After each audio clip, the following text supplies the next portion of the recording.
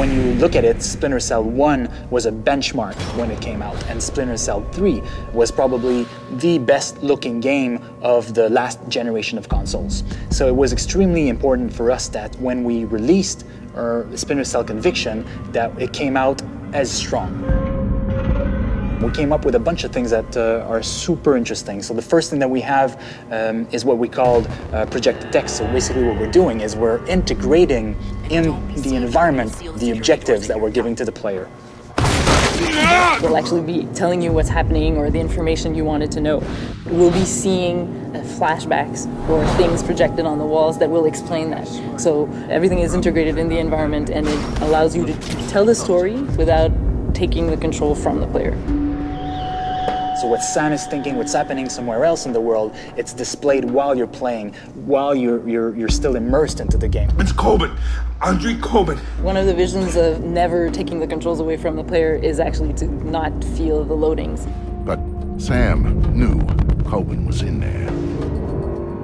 You're going to go from one location to another. We're going to hide the loading as much as possible. From one location, the camera's going to go in. We're going to play a movie while we're loading. You're going to arrive in the other location, and it's all going to be seamless.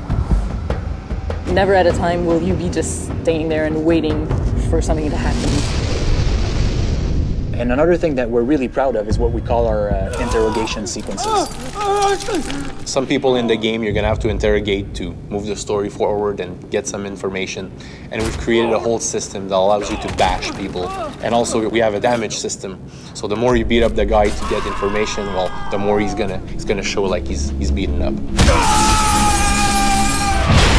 It gets a little violent, but it gets the job done. We wanted to have a unity of time and location because we find that makes it a lot more personal for players. It's more interesting story-wise because the events are unfolding a lot faster. So Washington was a very interesting location for us because obviously it's the heart of the United States. It's also a very interesting location for Sam Fisher. He was working for the US government.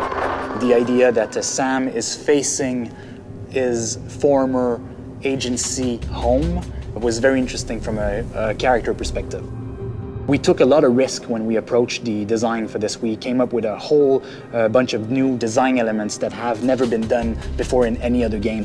And the day that all those elements came together was fascinating.